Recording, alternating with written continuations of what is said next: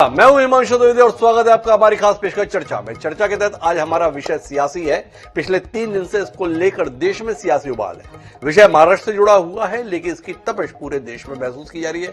मसला शिवसेना के संदर्भ में, वो शिवसेना जिसका गठन बाल ठाकरे साहब के द्वारा 1966 में किया गया था, वो शिवसेना अब ठाकरे परिवार की नहीं रही। यही हमारा आज का विषय है, सिंबल पर सियासी उबाल। चुनाव आयोग ने फैसला दिया, 3 सदस्यीय चुनाव आयोग है, उसने बाकायदा फैसला दिया, ये जो शिवसेना नाम की पार्टी है और जो इस शिवसेना का चुनाव चिन्ह धनुष और तीर है, तीर कमान जिसे हम बोलते हैं, वह एकनाथ शिंदे जो वर्तमान में महाराष्ट्र के मुख्यमंत्री है, उनके गुट को सौंपा जाता है। उद्धव ठाकरे हतप्रभ है, अचंभित है और इस फैसले के पीछे वो सीधे तौर पर नरेंद्र मोदी और उनके नेतृत्व सरकार को जिम्मेदार ठहरा रहे हैं। नरेंद्र मोदी का कहना इसमें कुछ भी नहीं है, ये उद्धव ठाकरे का कहना है कि देश में लोकतंत्र खत्म हो गया है। हालांकि ये बात बड़ी अजीब है कि चुनाव आयोग ने अपने फैसले में कहा है कि शिवसेना में लोकतंत्र खत्म करने की कोशिश की गई है। शिवसेना के संदर्भ में वैसे भी ख्याल रहा है कि यह बाल ठाकरे की बपौती रही। सीधे शब्दों में कहे, शब्द किसी को खराब लग सकता है, लेकिन सच यही रहा कि जैसा बाल ठाकरे चाहते थे वैसी शिवसेना चलती थी। बाल ठाकरे में शुरू से लेकर अंत तक केवल एक ही नाम था, बाला साहेब ठाकरे। उन बाला साहेब ठाकरे के दौर में भी चुनाव आयोग ने तौर तरीकों को लेकर आपत्ति जताई थी। नतीजा ये हुआ था, बाला साहेब ठाकरे को भी पार्टी के संविधान में संशोधन 98-99 में करना पड़ा था और उसके तहत पार्टी को तथाकथित तौर पर एक लोकतांत्रिक स्वरूप प्रदान किया गया था। लेकिन 2018 में उद्धव ठाकरे ने इस संविधान को चुपके चुपके परिवर्तित कर दिया और एक बार फिर सारा कुछ पार्टी सुप्रीमो के तौर पर अपने नियंत्रण में ले लिया। पर दिक्कत यह हुई कि उन्होंने संविधान में संशोधन तो कर दिया, पर इस संशोधन के प्रति चुनाव आयोग में जमा नहीं कराई। और अब जब विभाजन को लेकर मसला खड़ा हो गया तो उद्धव ठाकरे की अपेक्षा रही कि चूंकि पार्टी संविधान में संशोधन हो चुका है 2018 में, उसी को मान्यता देते हुए चुनाव आयोग उनके गुट को असल शिवसेना के तौर पर मान्यता दे। पर चुनाव आयोग ने स्पष्ट तौर पर इंकार कर दिया। नतीजा यह है कि अब सरकार एकनाथ शिंदे की है, शिवसेना भी एकनाथ शिंदे की है, चुनाव चिन्ह भी एकनाथ शिंदे के पास है और उद्धव ठाकरे के हाथ में सिवाय विलाप करने के अलावा कुछ नहीं है। उद्धव ठाकरे सुप्रीम कोर्ट का दरवाजा खटखटा रहे हैं, इसके अलावा गैर भाजपाई दलों से मदद की गुहार लगा रहे हैं। शरद पवार ने कह दिया, इस चक्कर में पड़ने की जरूरत नहीं है, नया सिंबल लो, नए मैदान में जाओ और अपना काम करो। पर मसला इतना आसान नहीं है। केवल शिवसेना पार्टी के तौर पर एकनाथ शिंदे के पास नहीं जा रही है, और भी बहुत कुछ ऐसा है जो अब उनके हाथ से छिन सकता है। दादर में एक बड़ा सुंदर भवन है, नाम उसका शिवसेना के भवन के तौर पर, मुख्यालय के तौर पर जानते हैं। अब जब शिवसेना एकनाथ शिंदे की हो गई तो तय है, आज नहीं तो कल वो भवन भी एकनाथ शिंदे समूह के पास में चला जाएगा। हद तो यह है कि जिस मातोश्री को ठाकरे परिवार के निवास के तौर पर देश में लोग जानते हैं, उस मातोश्री का भी निचला तल शिवसेना के नाम बाला साहब ठाकरे करके गए थे। उन्होंने सोचा ही नहीं था कि उनके बेटे से कभी ये पार्टी छिन भी जाएगी, पर छिन गई है। अब मातोश्री पर भी क्या एकनाथ शिंदे का कब्जा हो जाएगा, ये सवाल लोगों के जहन में है। तो कुल मिलाकर इस सियासी मसले पर आज हम बात करेंगे। हमारे साथ इस चर्चा का हिस्सा बनने के लिए 5 खास मेहमान मौजूद हैं। समझेंगे इसके सियासी ताने बाने को, समझेंगे चुनाव आयोग के फैसले को और साथ ही समझने की कोशिश करेंगे उद्धव ठाकरे के पास मौजूद विकल्प को। लेकिन इस सिलसिले को शुरू करें उससे पहले समय है आज के विकास सूत्र का। हमारा विकास सूत्र कहता है कि राजनीति संभाव्य की कला नहीं है, बल्कि यह अमंगलकारी और अप्रिय के बीच का चुनाव है। जॉन केनेथ गैल्ब्रेथ संयुक्त राज्य अमेरिका के डिप्लोमेट रहे, उन्होंने ये बात कही थी। राजनीति में जो कुछ घटित होता है उससे लगता है कि जॉन साहब ठीक ही कहते थे। इसको अपने ध्यान में रखते हैं, अपनी चर्चा को आगे बढ़ाते हैं। हमारे साथ इस चर्चा का हिस्सा बनने के लिए 5 खास मेहमान हैं। हमारे साथ विक्रम सिंह जी है, जिस शिवसेना के संदर्भ में हम बात करते हैं उद्धव ठाकरे से संबंध, उसके प्रतिनिधि के तौर पर हमारे साथ है। हमारे साथ में सेवानिवृत्त विंग कमांडर हनुमा आचार्य जी हैं, जो भारतीय राष्ट्रीय कांग्रेस की राष्ट्रीय प्रवक्ता है। वो हमारे साथ एक लंबे अंतराल के बाद फिर जुड़ी है। हमारे साथ अजीत चौहान जी हैं, जिस पार्टी को इस पूरे खेल के पीछे जिम्मेदार बताया जा रहा है, अर्थात भारतीय जनता पार्टी, उसकी महाराष्ट्र इकाई के सह मुख्य प्रवक्ता है, वह हमारे साथ है। साथ ही सलीम सारंग जी भी हमारे साथ है, स्वतंत्र राजनीतिक विश्लेषक के तौर पर हमारे इस कार्यक्रम का हिस्सा बने। और इन सबके बीच में तकनीकी पहलू, कानूनी पहलुओं पर रोशनी देने के लिए देवेंद्र वर्मा जी, जो पूर्व प्रमुख सचिव हैं छत्तीसगढ़ विधानसभा, वह भी हमारे साथ है। आप सभी का स्वागत है और चर्चा की शुरुआत विक्रम सिंह जी से ही करते हैं। क्या से क्या हो गया विक्रम जी? ऐसा तो नहीं कि आपने भी साथ छोड़ दिया एकनाथ शिंदे का, हमें तो ये भी नहीं पता कौन किसके साथ है। तो कार्यक्रम के संदर्भ में बात तो आपसे कर रहे हैं, पर कौन सी शिवसेना के लिए बात करेंगे ये हमें पता नहीं है। तो विक्रम जी थोड़ा रोशनी दें, किसके साथ और फैसला किसके साथ? शिवसेना हिमांशु जी एक ही है, बाला साहब ठाकरे की, और हम उसी के साथ हैं जी। हम उसी के साथ हैं और रहेंगे जी। कि हमारी जो विचारधारा है वो कभी चेंज नहीं होगी, वही विचारधारा रहेगी। और दूसरा आपने पूछा है कि भाई सब कुछ छिन गया जी। तो देखिए, जब देश के अंदर एक तानाशाही का माहौल रहेगा जी। तो सरकारें सारी एजेंसियों पे अपना कंट्रोल करके और मनमाने ढंग से फैसले कराएंगी, तो यही होगा। आप मुझे बताइए कि एमपी और एमएलए के आधार पे अगर चुनाव आयोग ने यही फैसला लेना था तो ये तो बहुत पहले ले लेना चाहिए था। क्यों इतनी चीजें, और भी बहुत सारे प्रूफ मांगे थे, इतने सारे कार्यकर्ता, इतने सारे संगठन के लोग, इतने सारे शिव सैनिक, सबके प्रूफ जो है इतने सारे चुनाव आयोग में भिजवाए थे, तो उनका कोई मोल नहीं है क्या? ये खाली आप एमएलए और एमपी के आधार पे आपने फैसला सुनाया, तो ये मुझे लग रहा है कि ये लोकतंत्र वाली बात नहीं लग रही। ये कहीं के लिए मैं तो कहूंगा लोकतंत्र की ये हत्या हुई है जी। कि किस प्रकार से आपने एक ये फैसला जो है ना, जो आया है फैसला, देखिए कल को कोई भी पैसे वाले लोग किसी भी पार्टी के लोगों को खरीद के जी। और कोई भी बोल देगा कि ये पार्टी मेरी हो गई जी। तो संगठन और ये सब कहाँ जाएंगे जी। तो ये तो सारा लग रहा है कि भाई ये राजनीतिक फैसला है, मुझे तो यही लग रहा है। बिल्कुल ठीक लग रहा है आपको, मैं आपके साथ हूं विक्रम सिंह जी, लेकिन मैं समझ कुछ चीजें नहीं पा रहा हूं। चुनाव आयोग तो सरकार के कहने पे काम कर रहा है, आपके नेता ही बता चुके उद्धव ठाकरे, तो आप उससे इतर कहां जाएंगे, आप तो उन्हीं के साथ हैं। पर ये तो बताइए, संविधान में संशोधन क्यों किया आपने? उस संविधान को बदल दिया जो बाला साहब ने तैयार किया था अपने दौर में 1998-99 में, और बदला तो बदला, उसको चुनाव आयोग के पास जमा भी नहीं कराया। 2018 से लेकर 2023 तक क्या करते रहे आप उस संविधान के साथ में? थोड़ा रोशनी तो दीजिए ना। देखिए, चीजें बदलती रहती, संशोधन होते भी हैं, लेकिन इसका तो हमारे जो शीर्ष नेता हैं वही बताएंगे, इस चीज का तो मैं नहीं बता पाऊंगा। लेकिन आप ये बताइए कि जो चीज आज के इस संदर्भ में जो चीज घटी है, तो ये क्या आपको नहीं लग रहा है कि ये किस प्रकार से एक राजनीतिक फैसला है? अरे मेरे घटने की बात नहीं, मैंने तो सीधा सवाल किया। आप तो पतली गली से निकलने की कोई गली, विक्रम जी आप ऐसे आदमी तो नहीं हो, इतनी दबंगाई से बोल रहे थे हम तो अपने नेता के साथ हैं, विचार के साथ हैं, तो थोड़ा बताइए तो सही। ठाकरे नाम से ही लोग हिल जाते थे, वो ठाकरे इतने दब्बू हो गए क्या, इतना डर गए कि संविधान में संशोधन किए तो उसकी प्रति तक चुनाव आयोग में जमा नहीं कर सके, लगा कुछ बिगड़ ना जाए। इतना डरा हुआ सहमा हुआ व्यक्ति कैसे शिव सैनिकों को स्वीकार हो जाएगा और जनता को स्वीकार हो जाएगा? थोड़ा समझ नहीं आया। डर कहीं नहीं है, कहीं डर नहीं है। बीजेपी ने भी बाला साहब का कंधा हाथ पकड़ करके महाराष्ट्र में पनपी थी, और अभी आज लोग अगर गद्दारी कर रहे हैं, एक तरफ कर रहे हैं बाला साहब के विचारों को फैला रहे हैं, तो इनके पास अपने कोई विचारधारा है नहीं। एक नाथ जो भी लोग गए हैं, एक नाथ शिंदे जी जो है, इनका अपनी राजनीतिक कोई जमीन तो है नहीं। ये सिर्फ और सिर्फ ये क्या थे कि बीजेपी ने पहले इनको चोर बताया कि भाई ये लोग चोर हैं, इनके पीछे ईडी लगाई, और ईडी लगा करके इनको लेके गए उधर, और उधर जाने के बाद कह दिया कि भाई नहीं ये तो बहुत अच्छे लोग हैं, ये तो हिंदुवादी लोग हैं, ये तो बहुत ही शरीफ लोग हैं, असली शिव सैनिक है ये। तो ये कहीं न कहीं इसको हम यही कहेंगे कि भाई सरकारें जो है, सरकार जो है अपना इसमें उसका इस्तेमाल करके सारा एजेंसियों का जो भी।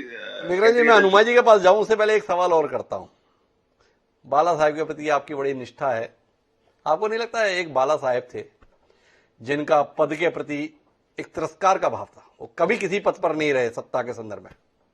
एक उद्धव ठाकरे थे, एक मुख्यमंत्री बनने की हसरत के चक्कर में पूरी पार्टी का बेड़ा गर्क करा दिया। अपने नाम के साथ पूर्व मुख्यमंत्री तो लग गया, इसके अलावा कुछ बचा नहीं। उम्मीद कर रहे थे 2019 के चुनाव में शिवसेना को मिल रही है 56 सीटें, भाजपा को मिल रही है 106 सीट, फिर भी चाहते हैं हमें मुख्यमंत्री बना दो। ये मुख्यमंत्री में बनने की हसरत में सरकार भी नहीं रही और अब संगठन भी नहीं रहा। क्या कहे थे हिमांशु जी? जहां आप सीटें कम आई उसकी बात कर रहे हैं, तो शिवसेना कम सीटों पे भी लड़ी थी।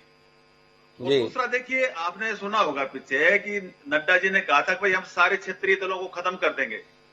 देखिए टाइम की बात है, जब बीजेपी इस तरीके से तानाशाही पे आ रही है कि भाई हम सब किसी को सबको खत्म कर देंगे, सिर्फ हम ही रहेंगे, तो कहीं ना कहीं आदमी अपना भी अपने भी बचाव करेगा कहीं ना कहीं तो, और एक बीजेपी बड़ा बड़ा भाई कहती थी, तो बड़े भाई को इतना बड़ा दिल तो रखना चाहिए कि छोटे भाई ने अगर 2.5 साल के लिए बोल भी दिया तो क्या हो गया। अब इन्होंने शिंदे को कैसे बना दिया। देखिए शिंदे ने तो मांगा भी नहीं था, वो इन्होंने कहा कि नहीं आप आओ, आपको हम सीएम बनाएंगे, और पहले तो उसके पीछे ईडी लगाएगी, नहीं आप तो करप्ट आदमी हो, और फिर उसको सीएम बना दिया। तो आप देखिए कि सत्ता का लालच किसको है। इसमें जैसे तैसे जोड़ तोड़ करके सत्ता बनाने का जो काम किया वो बीजेपी ने किया।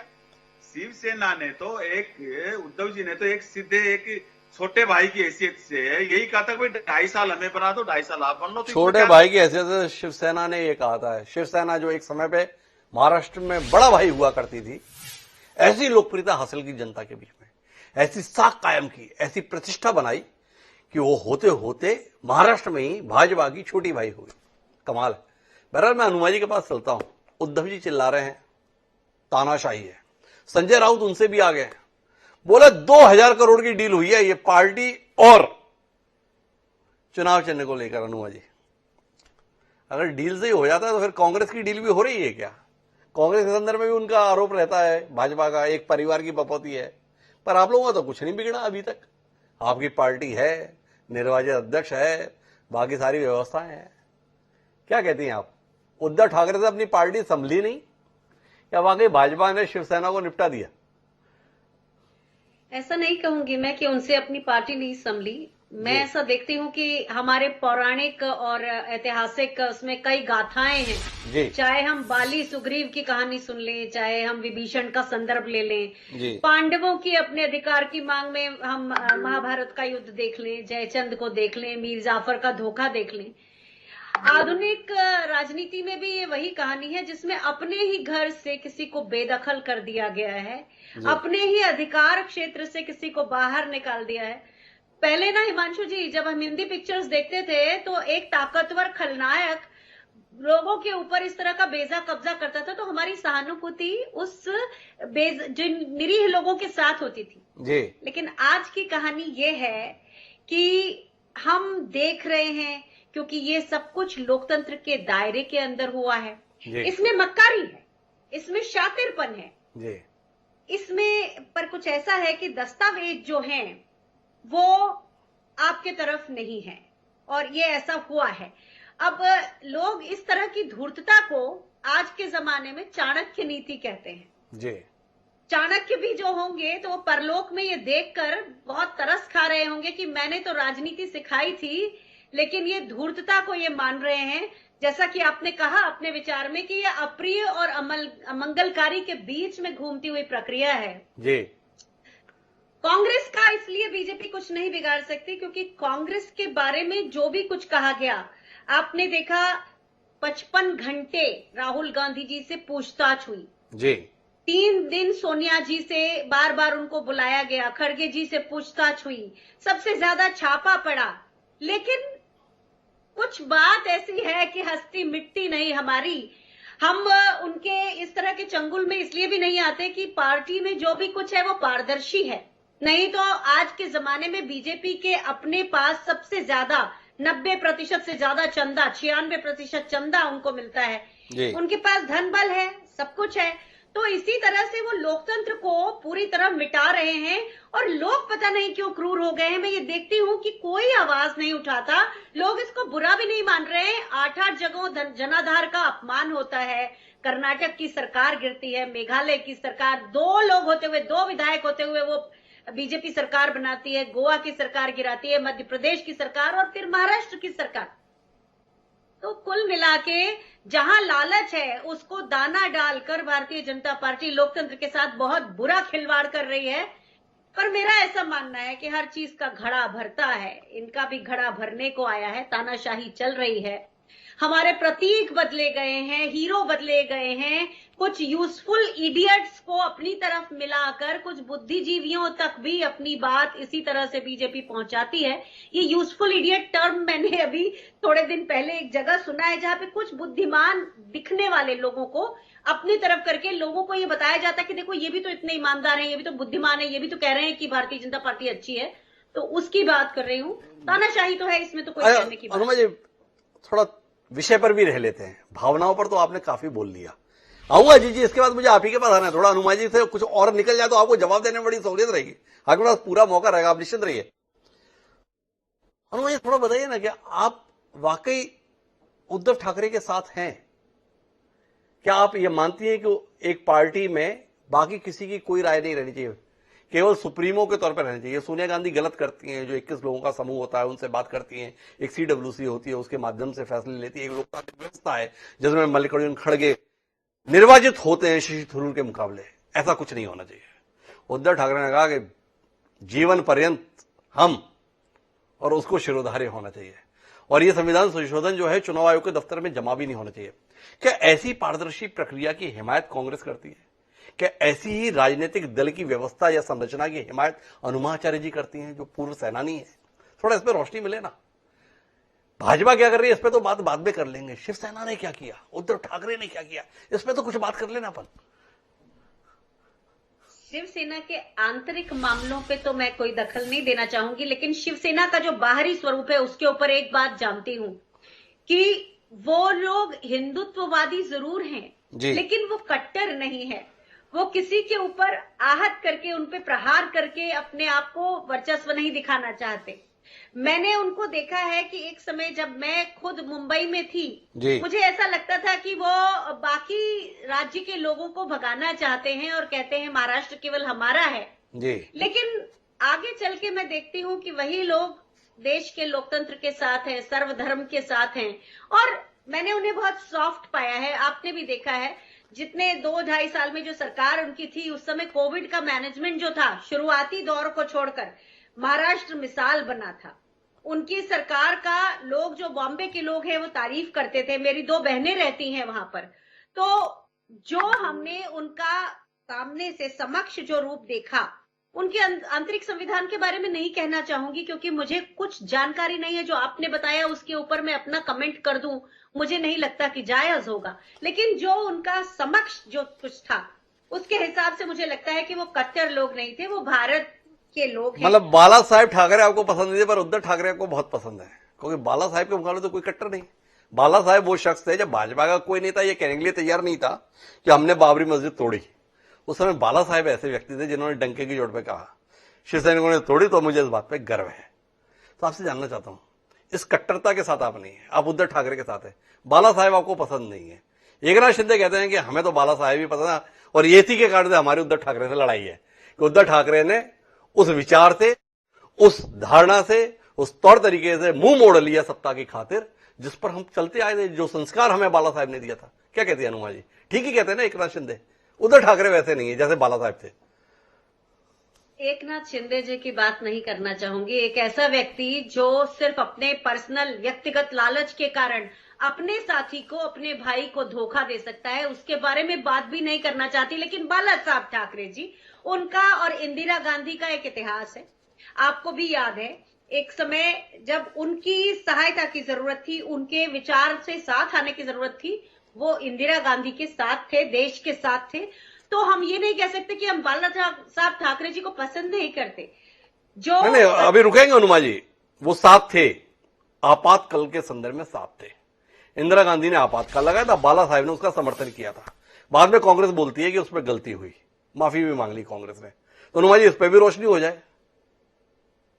देखिए, उस समय आपको याद है, आप तो नहीं नकार सकते कि ललित नारायण मिश्रा जी सिटिंग रेल मंत्री थे, जिनका बम विस्फोट में दुखद निधन हुआ था जी। एक बात। दूसरी चीज, जेपी ने आह्वान किया था कि सेना और पुलिस क्रांति कर, मतलब उसे क्या बोलेंगे हम, कू कर दे, मिलिट्री कू कर दे, और सरकार की बात ना सुने। फिर उसी समय ये भी समझ में आया था, ये भी जाहिर हुआ था कि सीआईए को, जॉर्ज फर्नांडिस, क्या हम भूल जाएंगे कि उन्होंने ये कहा था कि मैं सीआईए को साथ देने के लिए तैयार हूं अगर तख्ता पलट कर दे। तो ऐसी सारी चीजें हो रही थी, उसमें संविधान के एक प्रोविजन के तहत लगाया गया। इंदिरा जी ने खुद माफी मांगी है उसकी जो ज्यादतियां हुई है उसके कारण। लेकिन उस समय देश को जिस तरह से खतरा था, अब ये ऐसा कुछ नहीं है जो मैं कह रही हूं वो किसी को मालूम नहीं है, प्रमाणित है। तो मैं इमरजेंसी की कोई वकालत नहीं कर रही हूं, पर बता रही हूं कि उस समय किस तरह से जो विपक्ष के लोग थे वो अमेरिका तक जाके सहायता लेने को तैयार थे, और ये सब कुछ दस्तावेजित है। तो कट्टरता का कहीं पर भी समर्थन नहीं है और इसीलिए उद्धव ठाकरे जो कट्टर नहीं है उनके साथ रहना चाहते हैं। उद्धव ठाकरे के साथ हनुमान जी ने कुल मिला के बताना चाहा। अब मैं अजीत चौहान जी के पास आता हूं। क्या कर रहे हैं अजीत जी आप? कैसे लोग हो गए आप लोग? जिस महाराष्ट्र में भाजपा को पुष्पित पल्लवित करने के लिए शिव सैनिकों ने इतना पसीना बहाया, उस शिवसेना को ही खत्म करने में आप आमादा हो गए। बड़ा दर्द है लोगों को, बड़ी तकलीफ है, बड़ा दुख है। क्यों करते हैं आप ऐसे? वो हद ही हो गई कि आप तो सौदा कर रहे हैं। 2000 करोड़ रुपए का सौदा कर दिया आपने। ऐसा किसी और ने नहीं, संजय राउत ने बताया पूरे देश को 2000 करोड़ का लेन देन हुआ है। वो नाम भी बताएंगे आने वाले समय में। तो थोड़ा उन पे मेहनत क्यों करें? आप ही बता दें कौन है जो 2000 करोड़ का लेन देन कर दिया अजय चौहान जी, अगर आप मुझे समझे तो। हिमांशु जी, आपने सबके साथ बड़ी विस्तार से चर्चा की। मुझे भी आपको समय देना होगा और मैं देश की जनता को आपके माध्यम से, आप जैसे वरिष्ठ पत्रकार के माध्यम से ये बात बताना चाहूंगा कि इस चर्चा में बहुत सारी बातें हुई जी। मैं दावे के साथ कहता हूं कि ये बातें करने वाले कितने लोगों को महाराष्ट्र की जमीनी हकीकत पता है। मैं भारतीय जनता पार्टी का नेता हूं। मैं 16 साल एक नेशनल चैनल का एंकर रह चुका हूं। मैंने हर इलेक्शन कवर की है। मैं हर तहसील में घुमा हूं। मैं जमीन से जुड़ा हुआ हूं। मैं लोगों से बात करता हूं। 2-3 साल से शिवसेना के अंदर और भारतीय जनता पार्टी ने शिवसेना को नुकसान नहीं पहुंचाया। कांग्रेस और एनसीपी के पास शिवसेना का धनुष गिरवी रखा था, वो एकनाथ शिंदे जी ने छुड़ाया है। लोगों ने इसका स्वागत किया है। विक्रम सिंह जी बात कर रहे थे, मेरी बहन अनुमा आचार्य जी बात कर रही थी। उनका वायुसेना का बैकग्राउंड है। बड़े आदर के साथ मैं उनको एक बात कहूंगा कि उन्होंने चर्चा में बॉम्बे उल्लेख किया। अनुमा जी, मुंबई है, हम मुंबई में रहते हैं और देश की आर्थिक राजधानी है, तो आप मुंबई बताइएगा। आपने हम पर आरोप लगाते हुए एक नेशनल टेलीविजन पर बहुत सारी बातें कही जो आपके फायदे की है, जो आपकी अच्छी है। आपने इस देश में लोकतंत्र को खत्म किया गया इंदिरा गांधी द्वारा, उसका भी आप समर्थन कर रही है। मुझे तो ये बात समझ में नहीं आ रही, जिन लोगों को महाराष्ट्र की जमीनी हकीकत ही पता नहीं है, यहाँ पर क्या हुआ है, लोगों ने उसका कितना स्वागत किया है, और वो नेशनल चैनल पर आकर जब बोलते हैं तो सही में हम ये सारी चर्चा सुनकर हंसते हैं। लोग भी हंसते हैं कि क्या इन लोगों को सही में पता है हमारे साथ क्या हो रहा था, शिवसैनिकों के साथ क्या हो रहा था। एक मिनट रोकता हूं अजीत चौहान जी, आपके इस दर्द और तकलीफ को देख के मेरा दिल भर आया। कितने आप भावुक तरीके से बता रहे हो और ये कितने अज्ञानी लोग हमारे साथ बाकी पैनलिस्ट बैठे हुए हैं। क्या हो रहा था महाराष्ट्र में? महाराष्ट्र में ये हो रहा था कि एक उद्धव ठाकरे हैं जिनके पिता बाला साहब ठाकरे की हुंकार पर पूरी भाजपा नतमस्तक होते हुए हम देखते थे। उन्होंने चाहा था कि भाई हमारा साथ इतना पुराना है, 2.5 साल का कर लो। 56 विधायक उनके पास में थे, 106 आपके पास थे। आपको बात मंजूर नहीं थी। आपको अजीत पवार के चरणों में जाकर अपनी सरकार बनाना मंजूर था। इन्होंने धनुष गिरवी रख दिया, ये आपको दिखाई दिया, पर कमल आपने अजीत पवार के चरणों में चढ़ा दिया। ये भी तो देश ने देखा था सुबह 5 बजे उनके साथ में, और 24 घंटे में उनके मुकदमे भी वापस ले लिए थे आपने। ये भी देश ने देखा था। एक तो इस पर रोशनी दीजिए। क्या इन लोग तो ना समझ है ना, बाकी पैनलिस्ट आप समझा पाएंगे, तो एक तो वो जानना है। दूसरा ये जानना है, ये 56 सदस्यों वाले उद्धव ठाकरे को आप मुख्यमंत्री नहीं बना सकते थे, अधिकार नहीं उनका। लेकिन 35-37 वाले एकनाथ शिंदे को आप मुख्यमंत्री बना सकते थे, ये उनका अधिकार है। तो थोड़ा रोशनी दीजिए इस कुशलता के संदर्भ में, इस रणनीति के संदर्भ में, इस उदारता के संदर्भ में। देश बड़ी बेचैनी से समझना चाह रहा है चौहान साहब आपसे दोनों विषयों पर। हिमांशु जी, मुझे थोड़ा समय दीजिएगा बात करने। अरे पूरा समय सर, देश के सबसे बड़े ही नहीं, दुनिया के सबसे बड़े राजनीतिक दल के आप प्रवक्ता है, किसकी हिम्मत है आपको समय नहीं देगा?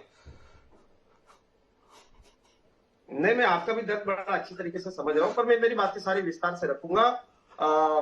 आप संपादक है, आप पत्रकार है, आपको बिल्कुल सवाल पूछने की आजादी, और मैं लोकतांत्रिक तरीके से आपके सामने यहाँ पर बैठा हूं। मैं बिल्कुल सारी चीजों का जवाब दूंगा। सबसे पहले तो हम बात करेंगे, विक्रम सिंह जी जो बात कर रहे थे उस विषय पर हम बात करते हैं। क्या विक्रम सिंह जी को पता है कि जमीन पर काम करने वाले बाला साहब ठाकरे जी के समर्थक शिवसैनिक जो है, उनके दिल पर 2.5 साल क्या बीत रही, क्या किस तरीके से भारतीय जनता पार्टी का मुख्यमंत्री बनेगा, इसके लिए महाराष्ट्र की जनता ने भारतीय जनता पार्टी का मुख्यमंत्री बने। देवेंद्र फडणवीस जी को मुख्यमंत्री बनाने के लिए महाराष्ट्र की जनता ने वोटिंग किया। सबसे पहले आपने, मेरी बहन अनुमा जी कह रही थी कि चाणक्य का उल्लेख करके उन्होंने कहा कि ये बहुत बहुत गलत हुआ। अनुमा जी, इसकी शुरुआत किसने की? राजनीति में स्तर गिराना कभी भी भारतीय जनता पार्टी की संस्कृति नहीं है और हमने नहीं गिराया। किस तरीके से महाराष्ट्र की राजनीति का स्तर गिरा, किस तरीके से भारतीय जनता पार्टी की पीठ में खंजीर भोंपा गया, किसने भोंपा? और दूसरी बात मैं आपसे ये कह दूं कि कभी भी इतने शिवसैनिक नहीं, अनुमा जी आप मैं थोड़ा रोकूंगा अजीत चौहान जी, मैंने समय तो आपको पूरा दिया है, लेकिन आप बहुत गलत कर रहे हैं हमारे साथ। देखो, आप इन लोगों को तो पहले ही नासमझ बता चुके थे कि इन लोगों को तो कुछ जानकारी नहीं है महाराष्ट्र के संदर्भ में, पर आप उत्तर इनके सवालों के देना चाहते हैं। मैंने दो मासूम से सवाल किए, उसमें आप जाना भी नहीं चाहते। इतनी जाति क्यों कर रहे हैं आप हमारे साथ में? इन दो अज्ञानी लोगों को जो आपने करार दिया, हनुमा जी को कोई जानकारी नहीं है, इन्हें तो बॉम्बे और मुंबई की भी जानकारी नहीं, विक्रम जी को भी कोई जानकारी नहीं है, पर हमने तो दो सवाल किए थे आपसे।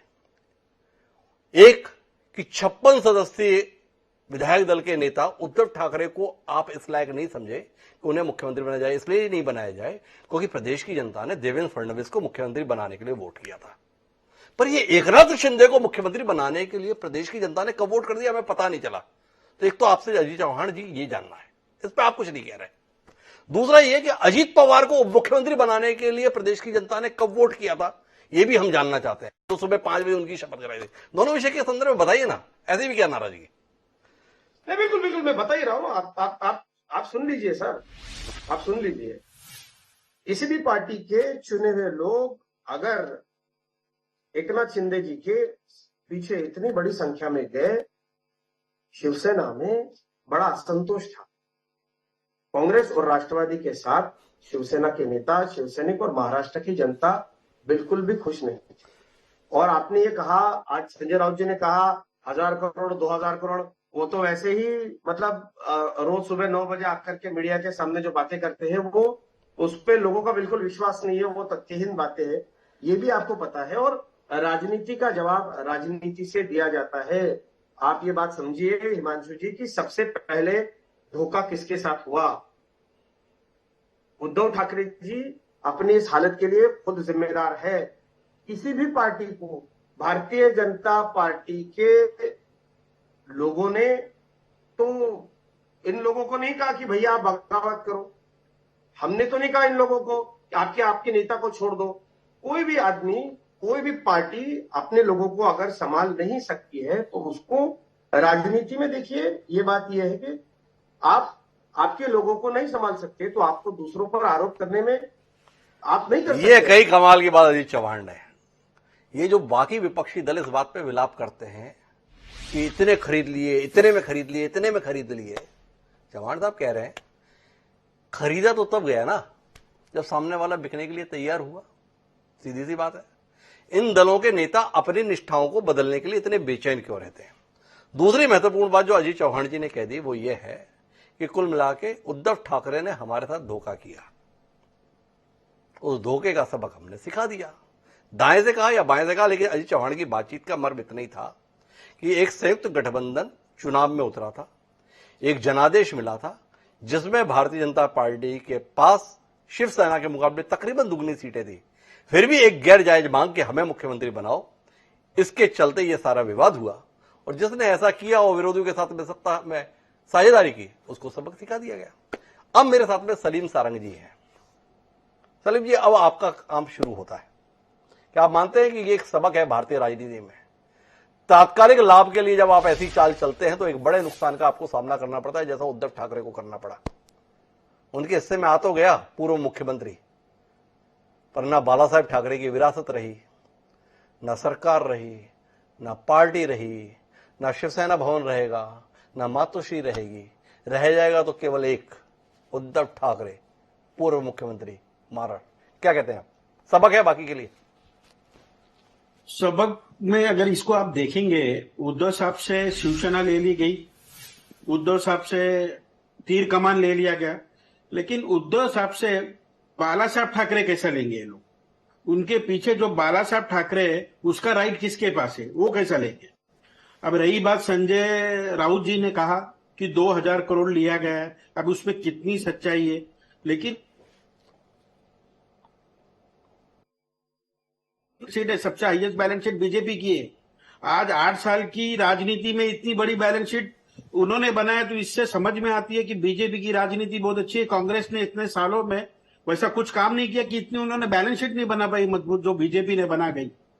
अब इसमें एक चीज आप देखेंगे, अगर एक एमएलए और एमपी पे अगर पार्टी को डिसाइड होती है, अगर पार्टी एमपी और एमएलए से काउंट होती है, तो कल के दिन तो एमएनएस का जो एक आमदार चुन के, एक एमएलए चुन के है, वो बोलेगा एमएनएस तो मेरी पार्टी हो गई, कल के दिन वो क्लेम कर देगा। ये किस तरीके किस कहां जा रही है इलेक्शन कमीशन इस चीज को लेकर। इलेक्शन कमीशन इस बात का जवाब दे कि 4 लाख एफिडेविट जो कि उद्धव साहब ने जमा की थी, जिसके ऊपर शिंदे जी ने कहा था कि ये बोगस है, शिंदे जी ने 2 लाख एफिडेविट जमा की थी, उस एफिडेविट का क्या हुआ? उसकी जांच हुई कि नहीं हुई? उसकी बिना जांच हुए डिसीजन आ गया। एक बात पूछता हूं, ये चुनाव आयोग को आप भी कटघरे में खड़ा कर रहे हैं, ये मसला चुनाव आयोग तक नहीं था, सुप्रीम कोर्ट तक भी था। सुप्रीम कोर्ट में इस पूरी कार्रवाई को रुकवाने की भी कोशिश उद्धव ठाकरे जी ने की थी। हर मसले पे रोकने की कोशिश उद्धव ठाकरे साहब कर रहे हैं, पर सुप्रीम कोर्ट ने 27 सितंबर को आदेश दिया और रोक हटा दी, कोई रोक नहीं, चुनाव आयोग अपनी कार्रवाई करे। अगर वाकई इतना गंभीर मसला है, चुनाव आयोग तानाशाही सरकार के कहने पर काम कर रहा है, तो उम्मीद है ना आपको कि सर्वोच्च न्यायालय में उद्धव ठाकरे जीत जाएंगे, या अगर उच्चतम न्यायालय भी इस फैसले के साथ रहा तो क्या कहेंगे, उच्चतम न्यायालय भी तानाशाही का शिकार हो गया? नहीं, इसमें आपको रोकना चाहता हूं कि सर्वोच्च न्यायालय अगर इस बात को डिसीजन आ जाती है कि 13 आमदार जो ये लोग गए वो डिस्क्वालीफाइड होती है, अगर वो लोग डिस्क्वालीफाई हो जाते तब भी इलेक्शन कमीशन का यही रहेगा ऑर्डर की शिवसेना एक न। तो सलीम साहब उलझे हुए हैं, उन्हें चुनाव आयोग के संदर्भ में ही लग रहा है, लेकिन सबसे महत्वपूर्ण जो बात है वो तो अजीत चौहान साहब ने की। शुरुआत किसने की? धोखे की। वो जब धोखा दिया है तो धोखे की सजा तो भुगतनी होगी। उद्धव ठाकरे धोखे की सजा भुगत रहे हैं। डर लग रहा है विक्रम जी भविष्य को लेकर, नहीं लग रहा? इसमें धोखा कहाँ है? इसमें हिमांशु जी धोखा कहाँ है जी? भाई ये कहा गया था कि भाई 2.5 साल हम बनेंगे, इसमें धोखा क्या हो गया? कौन से मंच से कहा गया था विक्रम जी? ये भी एक बड़ी अजीब सी बात है, आप अभी भी कह रहे हैं कहा गया था 2.5 साल के आप बनेंगे। हम आज तक उस वीडियो का इंतजार कर रहे हैं जिसमें अमित शाह ये बोल रहे हैं कि देखिए हमारे साझा गठबंधन को वोट दीजिए, 2.5 साल भाजपा का और 2.5 साल शिवसेना का। एक आदमी है जिसका नाम उद्धव ठाकरे है, वो बोलता है मुझे कहा गया था। जरा बताओ तो सही, आप कोई दूसरा व्यक्ति मिला आपको, कोई वीडियो मिला, कोई ऑडियो क्लिप जिसके माध्यम से हमें भी पता चले ये कितनी वादा फरामोश पार्टी है? हम पूछें माननीय अजीत चौहान जी से कि कैसे लोग हो आप, वादा करते हो तोड़ देते हो? बताइए ना विक्रम जी, अगर हो तो यही चलवा दीजिए, पूरा देश जानेगा। हिमांशु जी ये बात बिल्कुल आपकी मीडिया के माध्यम से, उद्धव जी ने भी कई बार इसको क्लियर किया है कि इस चीज पे बात हुई थी, अमित शाह जी के साथ बैठ करके ये बात हुई थी। अरे अब फिर वापस वही बात है, एक उद्धव ठाकरे के अलावा कोई नहीं बोलता कि ये बात हुई थी। यही तो मैं आपसे सवाल कर रहा हूं। दूसरा, ये सब बात के मायने तो तभी थे ना कि जनता के बीच जाते, जनसभा को संबोधित करते, जनसभा में ये वायदा करते कि आप भाजपा और शिवसेना को वोट दीजिए, 2.5 साल भाजपा का रहेगा, 2.5 साल शिवसेना का रहेगा, तो यकीन होता। आपको नहीं लगता है उद्धव ठाकरे जी ने रात में सपना देख लिया और उसी को हकीकत मान लिया? जनता ने कहीं विरोध भी तो नहीं किया, लेकिन जैसे ये कह रहे हैं कि भाई महाराष्ट्र की जनता ने इस चीज को उसको वोट दिया था, लेकिन आज भी ये बाला साहब के चेहरे को लगा के घूम रहे हैं जी। पहले भी शिवसेना ने 2014 में भी अलग अलग चुनाव लड़ा था, तो क्या वो शिवसेना की सीट इनकी वजह से आई थी क्या? और अगर ऐसा कहे तो आज फिर ये क्यों बाला साहब का चेहरे को इस्तेमाल कर रहे हैं? ये करेंगे नहीं हम बाला साहब की विचारधारा को आगे बढ़ा रहे हैं, तो इनकी विचारधारा कौन सी है? ये अपनी विचारधारा बढ़ाएं जरा। इनको बाला साहब की अगर इतनी चिंता थी तो उनके घर को उनके बेटे के साथ ही धोखा करेंगे? भाई एक आदमी के ऊपर ही आरोप लगाते हैं कि ये आदमी करप्ट है, जैसे अजीत पवार पे भी लगाया था इन्होंने, और शिंदे इसके ऊपर, एकनाथ शिंदे के ऊपर भी लगाया। और आप तो क्या है, बात बड़ी अजीब सी कर रहे हो। अब हम बाला साहब की इज्जत का संदर्भ में कोई सवाल करना नहीं चाहते, आप बार बार बता रहे हैं ये बाला साहब के बेटे के साथ ऐसा करेंगे। बाला साहब के बेटे स्वयं बाला साहब के खिलाफ बगावत कर चुके थे। बाला साहब के परिवार में इतनी फूट हो रखी है, स्मिता ठाकरे अलग है, उद्धव ठाकरे अलग है, जयदेव ठाकरे अलग है। तो क्या कह रहे हैं आप माननीय विक्रम जी? और विभाजन की बात करनी है तो लोग तो राज ठाकरे को उत्तराधिकारी मानते थे, उद्धव ठाकरे को बिठा दिया, तब से शिवसेना का क्या हाल हुआ ये भी देश देख रहा है। क्या कहेंगे आप? सारा दोष अजीत चौहान जी का, सारा दोष भारतीय जनता पार्टी का। अगर दोष नहीं है तो केवल दो लोगों का, एक शिवसेना पार्टी का कोई दोष नहीं, एक उद्धव ठाकरे का कोई दोष नहीं। सच में नहीं, दोष कहां है? हिमांशु जी मुझे एक चीज बताइए, मेरे से सवाल है ना, मेरे से। हाँ, बिल्कुल आपसे सवाल है। शिवसेना का जवाब मैं हनुमान जी से थोड़ी उम्मीद करूं। हनुमान जी तो पहले कहते भाई उनके संविधान के विषय में मुझसे बात मत करो। मैं जवाब कह रहा हूं, देखिए जिस दिन की सरकार बनी जी, अगर ये लोग उसी दिन विरोध करते तो हम मानते कि भी इनकी विचारधारा जो है ना अलग है जी। ये 2.5 साल तक मंत्री बने बैठे थे, सारे काम कर रहे थे, तब इनको याद नहीं आया जी। अब इनको कौन सा इनके दिमाग में वो जाग गया कि भाई ये अचानक उधर चले गए। अब ऐसा क्या हो गया? और यही भाजपा इनको करप्ट बता रही थी, करप्ट को सीएम बना दिया, तो क्या ये तो सबसे बड़ा धोखा है देश के साथ। और इसकी जांच कौन करेगा? मुझे ये बताइए, इसके ऊपर मतलब कौन इसका फैसला लेगा? विक्रम जी इसी में उलझे रहेंगे। इसका फैसला कौन करेगा? फैसला तो हो लिया, कुछ भी नहीं रहा आपके पास। पहले सरकार नहीं रही, अब पार्टी नहीं रही, अब सिंबल नहीं रहा। अब लोग तो चिंता ये कर रहे हैं कि वो 139 करोड़ की एफडी है, उसका क्या होगा? 114 करोड़ कहीं और डला हुआ है, उसका क्या होगा? 82 से ज्यादा जिला कार्यालय, उप कार्यालय और मुख्यालय, उनका क्या होगा? तो अजीत चौहान जी से पहले पूछ रहे, तो फिर हनुमान जी के पास आऊंगा। इस सबका क्या होगा? इनका भी कुछ आपने रोड मैप तय किया क्या अजीत जी? इन सबका कैसे कैसे क्या क्या करना है? देखिए, जहां तक मेरी पार्टी का मुझसे आप पूछेंगे, इसमें जी शिंदे जी का ये विषय है, ये उस पर बात शिवसेना के जो प्रवक्ता है ये उस पर अच्छी तरीके से बात कर सकते कि आगे क्या होगा। पर मैं ये बता दूं जी इनको, विक्रम सिंह जी को, कि इन्होंने ये कहा कि भैया 2.5 साल बैठ कर क्या कर रहे थे? अरे जब बैठना ही नहीं था, जबरदस्ती बिठाया गया। जी जिस रात ये बात हुई कि उद्धव जी को मुख्यमंत्री बनाना है, विक्रम सिंह जी आपको शायद पता नहीं होगा, मैं उसी जगह में उपस्थित था जी। मुझे ये बात पता है, जब उद्धव ठाकरे जी बनने को तैयार नहीं थे सीएम, उनको किस तरीके से सीएम बनाया गया, उनको किसको सीएम बनाना था, क्या थी, इस सबके पीछे कौन था, और इसलिए ये लोग परेशान हो गए 2.5 साल। आप आए दिन किसी पर भी मुकदमा डालकर उसको जेल में बंद कर देते थे। दाऊद इब्राहिम जैसे देश का दुश्मन जो है, उसके साथ संबंध रखने वाले मंत्री आपके राष्ट्रवादी कांग्रेस पक्ष एनसीपी के, जिनके साथ बैठना पड़ता था, बहुत ही ज्यादा लोगों से आलोचना होने से परेशान हो गए थे ये सारे लोग। अजीत चौहान जी, अब आप कहां ले जा रहे हो? अब इसमें मैंने आपसे सवाल किया था, आपके नाम राशि हैं अजीत पवार, उनको देवेंद्र फडणवीस जेल भेजने वाले थे। बाद में पता चला वो तो राजभवन में साथ में शपथ करा रहे हैं, और जिन आरोपों में जेल भेजने वाले तो उसमें क्लीन चिट 24 घंटे के अंदर दे रहे हैं। थोड़ा उस पर भी रोशनी दे दीजिए। अगर इतना ही कटघरे में आपको विक्रम सिंह और उनकी पार्टी को खड़ा करना है तो थोड़ा नैतिक बल आपका भी दिखे ना इस मसले पर। बताएंगे अजीत पवार को जेल भेज रहे थे ना देवेंद्र फडणवीस?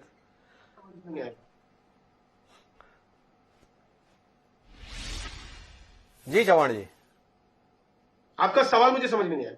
मेरा सवाल यह है, आसानी से समझ जाएंगे सर, दोबारा से कहता हूं कि ये अजीत पवार को भ्रष्टाचार के मामलों में जेल भेजूंगा, ऐसा सम्माननीय देवेंद्र फडणवीस जी ने कहा था।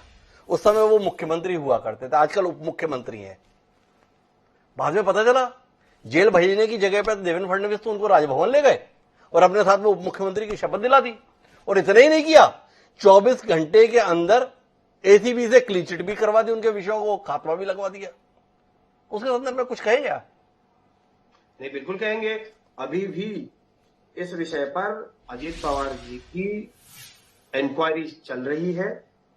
और सुधांशु जी, आपको ये बात मैं बिल्कुल कह दूं कि ये लोग एनसीपी के साथ थे, ये भी तो इतना बड़ा बयानबाजी करते थे, जिन्होंने पूरी जिंदगी भर शरद पवार जी को गालियां दी, जिन्होंने कांग्रेस के खिलाफ संघर्ष किया, जिन्होंने कांग्रेस की नीतियों के खिलाफ संघर्ष किया।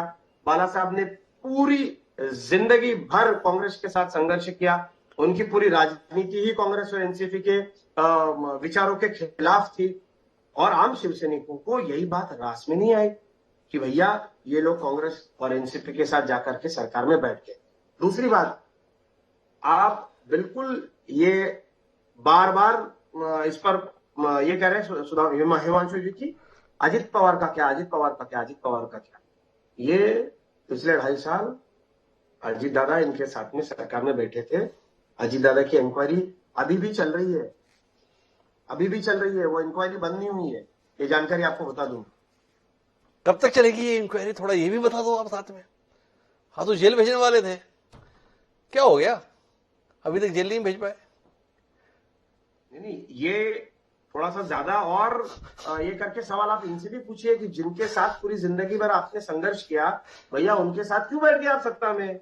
अब मैं उनसे कैसे सवाल करूं, वो मुझसे सवाल करते सर, लड़ते तो ये भी थे, ये जेल भेजने वाले थे, ये अपने साथ में उप मुख्यमंत्री बना लिए, तो आप कुछ नहीं पूछते, हमारे से पूछ रहे हो। हमने कहा पहले अजीत चौहान जी क्या कुशल हैं, हमारे पूर्व पत्रकार भी हैं, तो वो ज्यादा बेहतर जवाब दे पाएंगे। आप बता तो दो ना थोड़ा सा, क्यों किए थे आप ऐसा? का हो, वो लवासा का हो, उस पर अभी भी इंक्वायरी चल रही है। हाल ही फिलहाल में लवासा पर किस तरीके से दिल्ली से, यह है कमाल अजीत चौहान जी का। मसला था जल संसाधन विभाग में घोटाले का, जिसके अंदर का खात्मा लग गया 24 घंटे में। तो हमें माननीय अजीत चौहान जी ये बता रहे हैं उसमें खात्मा लगाना, लवासा की जांच अभी चल रही है, इंतजार करेंगे उसकी जांच के संदर्भ में। पर हम चर्चा को आगे बढ़ाते हैं, हनुमा जी के पास में आते हैं। हनुमा जी आपसे समझना चाहते हैं, क्या शरद पवार की सलाह पर उद्धव ठाकरे को विचार करना चाहिए? शरद पवार का कहना है खेल खत्म है, आगे बढ़ो, नया संगठन गढ़ो, नया चुनाव चिन्ह लो, नए सिरे से व्यवस्था बनाओ, जनता का समर्थन हासिल करो और जनता के समर्थन से अपने आप को साबित करो। क्या आपको लगता है देश की राजनीति के सबसे वरिष्ठतम राजनीतिज्ञों में शुमार शरद पवार की सलाह पर सम्मान्य उद्धव ठाकरे जी को विचार करना चाहिए?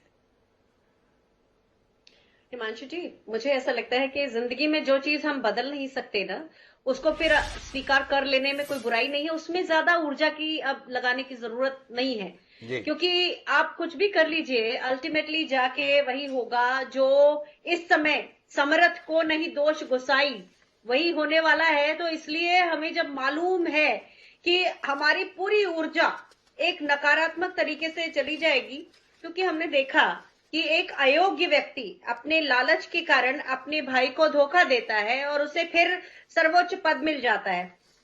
तो ये जो कमजोरी है ना, ये कमजोरी जो सत्ता की कमजोरी है, यही इन्हें ले डूबेगी, आज नहीं तो कल सारी जनता उबेगी।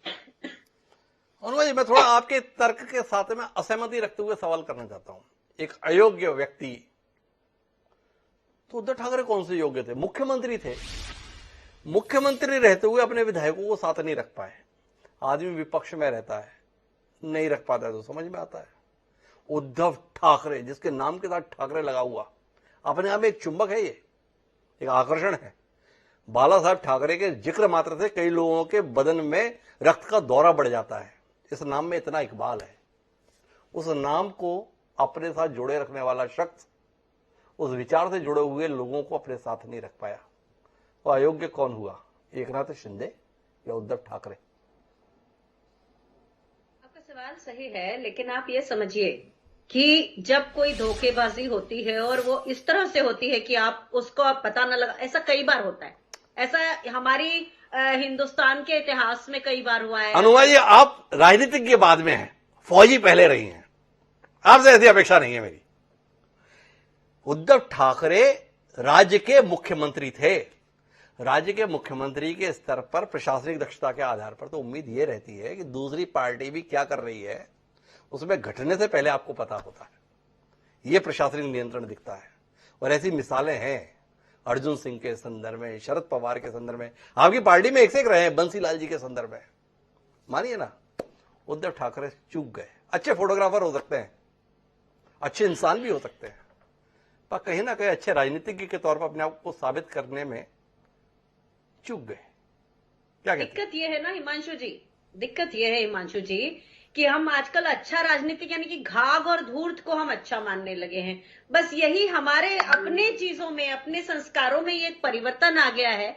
मैं आपकी बात से सहमत हूं कि भाई राजनीति आपको आना जी। चाहिए। आप केवल उसमें इतने ऐसे नहीं हो सकते कि आप सचेत नहीं हैं और आपके साथ धोखा हो जाए, नहीं होना चाहिए। आपकी बात से सहमत हूं मैं, जी। लेकिन फिर भी मैं घाघ और धूर्त को अच्छा नहीं कह पाऊंगी। भारतीय जनता पार्टी का एक हमेशा का रिकॉर्ड रहा है कि जिस भी पार्टी के साथ आती है उस पार्टी को अजगर की तरह लील जाती है। भला हुआ कि जनता दल यूनाइटेड के लोग संभल गए, नहीं तो त्रिपुरा में थी मैं अभी थोड़े समय पहले, IPFT नाम की ट्राइबल पार्टी जो उनके साथ गई और उनमें ही लील ली गई। केवल 5 सीट। अच्छा अनुमा जी, इस पे भी एक सवाल कर लेता हूँ। अजीत चौहान जी कुछ हस्तक्षेप करने जा रहे हैं, लेकिन उससे पहले आपसे एक सवाल कर लेता हूँ। भाजपा जिसके साथ जुड़ती है उसे लील जाती है, और कांग्रेस जिसके साथ जुड़ती है वो कांग्रेस को लील जाता है। कौन सा फार्मूला ज्यादा ठीक है? थोड़ा इसमें भी बता ही दीजिए ना, क्या कमी रह जाए चर्चा में, सारे आयाम पे आज बात हो ही जाए। मुझसे ही पूछ रहे हैं आप? ये तो आप ही से सवाल है। अब कांग्रेस को लोग लील जाते हैं, उदाहरण सहित देखते जाइए, चाहे आप साउथ के संदर्भ में देखें, चाहे नॉर्थ इंडिया के संदर्भ में, और तो और छोड़िए, महाराष्ट्र के संदर्भ में देख लीजिए। कांग्रेस से निकली थी एनसीपी, आज एनसीपी बड़ी स्थिति में है, कांग्रेस उससे छोटी स्थिति में है। बिहार में देख लीजिए क्या हालत हो गई कांग्रेस की, तमिलनाडु में देख लीजिए क्या हालत हो गई कांग्रेस की। तो उदाहरण जितने भी जगह देखता हूं तो यह समझ में आता है कि जब गठबंधन बनता है तो कांग्रेस सिकुड़ती जाती है और सहयोगी दल विस्तार लेता जाता है। भाजपा के संदर्भ में आप उदाहरण से समझाने की स्थिति में है। भाजपा जिनसे जुड़ती है तो भाजपा बढ़ती जाती है, सहयोगी सिकुड़ता जाता है। तो फॉर्मूला कौन सा ठीक रहेगा, कांग्रेस का या भाजपा का, जिन्हें राजनीति करनी है? आपका सवाल बहुत ही सही है और मुझे इस बारे में कोई बात इधर उधर नहीं करनी है। आपने सीधा सवाल पूछा है, सीधा जवाब ये है कि हाँ, कांग्रेस ने हमेशा क्षेत्रीय पार्टियों के सामने कांग्रेस ने उनको जगह दी, कभी भी उनको लीलने की कोशिश नहीं की और उसका हाँ खामियाजा ही हुआ है। तो आपका कहना सही है, हम इस पे भी काम कर रहे हैं और मैं समझ रही हूं कि भारत जोड़ो यात्रा के बाद अलग अलग राज्यों में कांग्रेस और भी ज्यादा मजबूत हुई है। एक जो वापस रिवाइवल की बात है। और एक चीज और देखिएगा कि जो क्षेत्रीय पार्टियां हैं, एक जनरेशन उसे खड़ा करती है, उसके बाद आपको उसमें इस वक्त आज का सिनारियो देखिए, आप बीएसपी देख लीजिए या तृणमूल कांग्रेस देख लीजिए, जो लोग हैं वो उतने प्रभावी नहीं है। तो उस लीडर के जाने के बाद वो पार्टी किसी न किसी की तरफ जाएगी ही। कांग्रेस ने हमेशा सबको स्वायत्तता दी है, अपनी अपनी ऑटोनॉमी दी है, लेकिन हाँ अब एक समय है कि जब हमें सोचना पड़ेगा, ये चीज हमें देखनी पड़ेगी कि फिर भी हम लीलने की राजनीति नहीं करेंगे। अनुमा जी उलझन में है, गठबंधन की मर्यादा है, इसलिए उद्धव ठाकरे के खिलाफ बोल नहीं सकती। अपनी पार्टी के संदर्भ में तो सत्य है, लेकिन एक सीमा से ज्यादा उस पर भी टिप्पणी कर नहीं सकती। उनकी इस मर्यादा का सम्मान करते हुए अब चर्चा को आगे बढ़ाते हैं। पहले अजीत चौहान जी के हस्तक्षेप को सुनते हैं। अजीत जी, सारा कुछ तो आपके अनुसार ही काम है, बचा क्या आपको कहने के लिए, फिर भी बता ही दीजिए। हम तो आपकी प्रशंसा में जो भी कहते कमी है। नहीं मांशु जी, अनुमा जी ने कहा तो मैं उनको याद दिला दूं कि कांग्रेस एक ऐसी पार्टी है, एक दिन में 9 सरकारें बर्खास्त करने वाली पार्टी है। और राजनीति जो है वो जिस तरीके से समय मिले उस तरीके से नहीं की जाती। छुट्टियां मनाते मनाते राजनीति नहीं की जाती। राजनीति बड़ा सीरियस सब्जेक्ट है, सीरियस विषय है। आज भी महाराष्ट्र में कांग्रेस के प्रदेशाध्यक्ष जी से परेशान है कांग्रेसी। हमें हमारे दोस्त मिलते हैं, वो पूछते नहीं कांग्रेस की है कांग्रेस। इसमें क्या शक की बात है अजीत चौहान जी? कांग्रेस में प्रदेशाध्यक्ष परेशान है, आपकी पार्टी में उप मुख्यमंत्री परेशान है, इससे ज्यादा अपमानपूर्ण कुछ हो सकता है क्या? जिस देवेंद्र फडणवीस को मुख्यमंत्री बनाने के ऐलान के साथ चुनाव मैदान में गए थे, वो देवेंद्र फडणवीस जो 106 भाजपा विधायकों के नेता हैं, एक 40 सदस्यीय गुट के नेता के अधीन काम करने के लिए विवश हैं। इतना अपमान, ऐसी शर्मनाक परिस्थिति, उस दर्द, उस तकलीफ का भी तो कुछ अंदाजा लीजिए। कब तक शिव सैनिकों के दुख को, कब तक कांग्रेसियों के दुख को ही आप जानते रहेंगे? थोड़ा बहुत अपनी पार्टी के लोगों की भी तो चिंता कीजिए। हाँ अजीत जी, कुछ कहना चाह रहे हैं आप? जी, हमारे साथ जो धोखा हुआ, एक राजनीति का जवाब हम दे रहे हैं हमारी पार्टी अनुशासन का पालन करने वाले कार्यकर्ताओं की पार्टी है। जिस स्थिति में भी अपने नेता का दुख तकलीफ अनुशासन के नाम पर और दूसरों के संदर्भ में सब कुछ विचार के नाम पर, अद्भुत है अजीत जी आप। बहरहाल आपकी बात का सम्मान। मैं वापस आता हूं सलीम जी के पास में। सलीम जी आपसे जानना चाहूंगा, अभी भी हमें उद्धव ठाकरे जी से कोई उम्मीद रखनी चाहिए, या कुल मिलाकर उद्धव ठाकरे एक अच्छा इंसान, एक विफल राजनीतिज्ञ, इतिहास के पन्नों में लिखे जाने की तैयारी हो चुकी है, या अभी भी कोई उम्मीद आपकी बाकी है? नहीं, अगर आप इतिहास की बात करते हो तो जी। कांग्रेस को 1969 और 1977 के साथ कांग्रेस बहुत बड़ी ताकत बन के उभर के आई। अगर कांग्रेस को देखोगे 1977 के बाद बहुत बड़ी ताकत बन के उभर के आई है। तो ये जैसे शरद पवार जी ने कहा उद्धव साहब को कि अभी मूव ऑन, आगे बढ़िए, अब जो होना था जो हो गया वो अभी किस्मत के भी हाथ में नहीं है, वो कहीं ना कहीं बड़ी ताकतों के हाथ में है। इनको अभी अपना नया सिंबल के साथ करना है। और शिवसैनिक, जो सच्चे शिवसैनिक होते हैं ना, अगर आप शिवसैनिक को देखोगे वो हमेशा से बाला साहब ठाकरे की राजनीति को माने हैं। तो बाला साहब ठाकरे और उद्धव ठाकरे को लोग अलग कर नहीं पाएंगे। जब भी इलेक्शन होगा लोगों को सच्चाई दिख जाएगी कि लोग शिवसेना उद्धव बाला साहब ठाकरे के साथ है कि एकनाथ शिंदे साहब के साथ। सलीम साहब, थोड़ा मैं आंकड़ों पे बात करता हूं। ये इतना उद्धव ठाकरे, इतनी शिवसेना आप बात कर रहे हैं, 90 में गठबंधन होता है भारतीय जनता पार्टी और शिवसेना का। 183 सीटों पर चुनाव लड़ती है शिवसेना, 104 पर लड़ती है भाजपा। शिवसेना 52 सीटें जीतती है 183 पर लड़ने के बाद, और भाजपा 104 सीटें लड़ती है, 42 सीटें जीतती है। और ये कहानी बनते बनते जब 2014 में आती है, वैसे 2009 का भी आंकड़ा मेरे पास में है, 160 सीटों पर लड़ी शिवसेना, 119 सीटों पर लड़ी भाजपा। नतीजा क्या आया? 160 सीटों पर लड़ने वाली शिवसेना मात्र 45 सीटें जीतती है, और उससे तकरीबन 41 सीटें कम लड़ने वाली भारतीय जनता पार्टी 46 सीटें जीतती है, उससे ज्यादा। 2014 में गलतफहमी हो गई दोनों पार्टियों का, हमारा अपना अपना वजूद है, हम बड़े भाई हैं शिवसेना को। 282 सीटों पर लड़ी शिवसेना अपने दम पर, भारतीय जनता पार्टी ने लड़ी 260 सीटें, शिवसेना की आई 63 सीट, भारतीय जनता पार्टी ने जीती 122 सीट, दुगनी के करीब। यह है महाराष्ट्र की जनता किसके साथ। और 2019 में भी 126 सीटों पर लड़ी थी शिवसेना गठबंधन में, 164 सीटों पर लड़ी थी भारतीय जनता पार्टी, 106 सीटें जीती है भारतीय जनता पार्टी ने। शिवसेना के हिस्से में आई है 56 सीट, वोट सब दिखा रहे हैं, ठाकरे नाम रह गया और जनता ने भाजपा का साथ पकड़ लिया। फिर भी आप कह रहे हैं कांग्रेस को देखिए, 69 देखिए, 77 देखिए, वो इंदिरा गांधी थी, यहां उद्धव ठाकरे की बात हो रही है। अंतर है, वो भारतीय राष्ट्रीय कांग्रेस थी, एक संगठन है, एक विचार है। ये शिवसेना है जिसमें केवल एक नाम है, बाला साहेब ठाकरे। उस ठाकरे के साथ, उस तेवर के साथ उद्धव ठाकरे दिखाई नहीं देते। क्या आप नहीं मानते हैं कि यही संकट है, यही परेशानी है, यही दिक्कत है?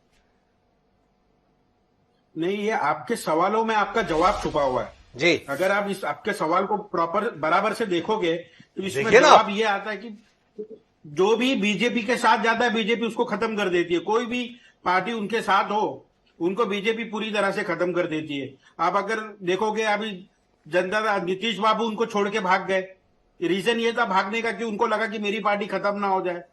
अब रही बात उद्धव साहब की बात, तो अगर आप उद्धव साहब की आज बात कर रहे हो तो पिछली सरकार में जब बीजेपी और शिवसेना साथ में थी तो एकनाथ शिंदे ने मंच में आके बोला था मेरा रेजिग्नेशन लीजिए, ये बीजेपी हमको खत्म कर रही है। ये एकनाथ शिंदे के बोले, अगर आप देखेंगे एकनाथ शिंदे खुद बोले पिछली बार कि बीजेपी हमको खत्म कर रही है।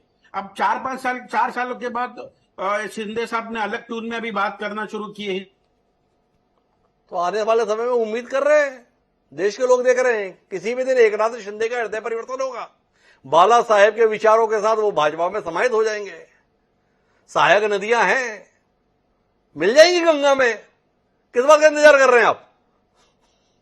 नहीं, अगर बात हिंदुत्व की करते हैं वो एक नाथ शिंदे साहब, तो मुझे ये समझ में नहीं आ रहा है अब्दुल सत्तार जाके वहां कौन से हिंदुत्व की बात कर रहे हैं वहां जाके।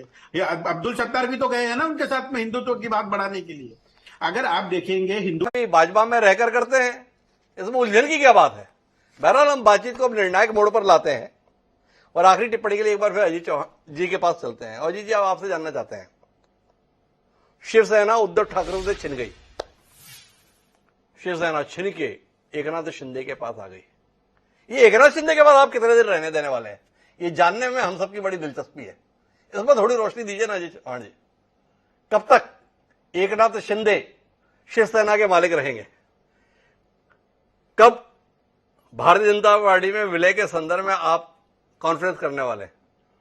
सम्राट शिवसेना प्रमुख बाला साहेब ठाकरे के विचारों पर चलने वाली संगठन है। शिवसेना कभी खत्म नहीं हुई जी। वो गलत हाथों में सही हाथों में आई है। और ये जो लोग सब सामने बैठे हैं जी, कांग्रेस के, शिवसेना के और एनसीपी के, इनको पूछिए कि शिवसेना को खत्म करना किसका सपना था। ये शरद पवार का सपना था और ये आज से नहीं था, ये कई सालों से सपना था। उद्धव ठाकरे जी उसको समझ नहीं पाए, शरद पवार के बुने हुए जाल में खुद वो फंस गए, खुद की पार्टी उनको संभालने नहीं आई। और शरद पवार जी ने अब जो उनको नसीहत दी है, ये उनके लोग उनको कह के थक गए। 2.5 साल सबसे ज्यादा निधि एनसीपी के लोग लेके गए। इस पूरी सरकार में हर एक ऐसा क्षण उद्धव ठाकरे जी ने शिवसैनिक अजीत जी, मैंने सवाल जो करता हूं ना, आप उसे छोड़ के बाकी सब विषय में बात करते हो। इतने प्रखर आप प्रवक्ता हो, इतने दमदार राजनीतिक दल के आप प्रवक्ता हो, सवाल का सीधा सामना करने से क्यों बचते हो? हमने एक मासूम सा सवाल किया आपसे, भाई इतना बता दो, एकनाथ शिंदे के पास शिवसेना कब तक रहेगी? सनद रहे, कब संविलियन उसका भाजपा में हो जाएगा? दोनों के विचारों में एक रूपता है। देश को मजबूत करने के लिए, हिंदुत्व की संस्कृति जो जीवन पद्धति है उसे मजबूत करने के लिए दोनों दल सक्रिय हैं। तो अलग अलग क्यों काम करें, समाहित होकर काम करें।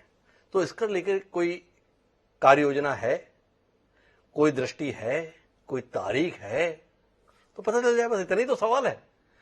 में आपको सरकार में दिखेगी। उद्धव ठाकरे जी ने अपना हिंदुत्व खोया, कांग्रेस एनसीपी के साथ वो गए, सिर्फ हिंदुत्व ही नहीं खोया, एक विचारों की लड़ाई थी। कांग्रेस के विचार इस महाराष्ट्र की मिट्टी से बाला साहब को हटाने थे। एनसीपी के साथ कभी बाला साहब को जाना नहीं था। हाँ, एनसीपी के साथ तो केवल भाजपा को जाना था, इसीलिए देवेंद्र फडणवीस अजीत पवार के साथ चले गए। और अनुमा जी जो कह रही थी ना कि उद्धव ठाकरे के संदर्भ में, तो आखिरी बात इस कार्यक्रम की करता हूं।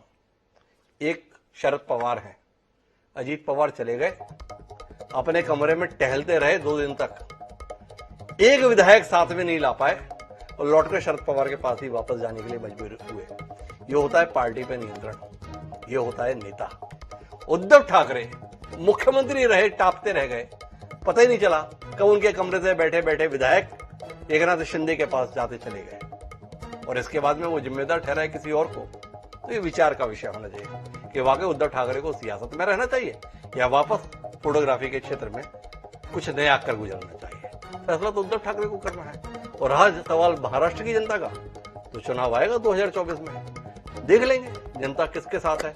बहरहाल आज समझ में इतना आ रहा है कि अभी केवल उद्धव ठाकरे के साथ शरद पवार हैं और भारतीय राष्ट्रीय कांग्रेस है। जनता है कि नहीं, इसके लिए इंतजार करेंगे। बाकी सब कुछ भाजपा के साथ है। तो इसी के साथ आप सभी मेहमानों को बहुत बहुत धन्यवाद इस रोचक राजनीतिक चर्चा का हिस्सा बनने के लिए। समय है अब आज के शेर का। उद्धव ठाकरे को समर्पित हमारा आज का शेर है। जुगनू सारी दुनिया को समझता है, जुगनू सारी दुनिया को समझाता है, सूरज उसके डरते दिन में आता है। सारथी वैद्यनाथ ने यह बात कही थी अपने शेर में। उद्धव ठाकरे ने क्या हकीकत समझ ली, विचार कीजिए। इसी के साथ मुझे याद दीजिए, कल फिर मिलेंगे नए विषय के साथ। तब तक के लिए सलाम।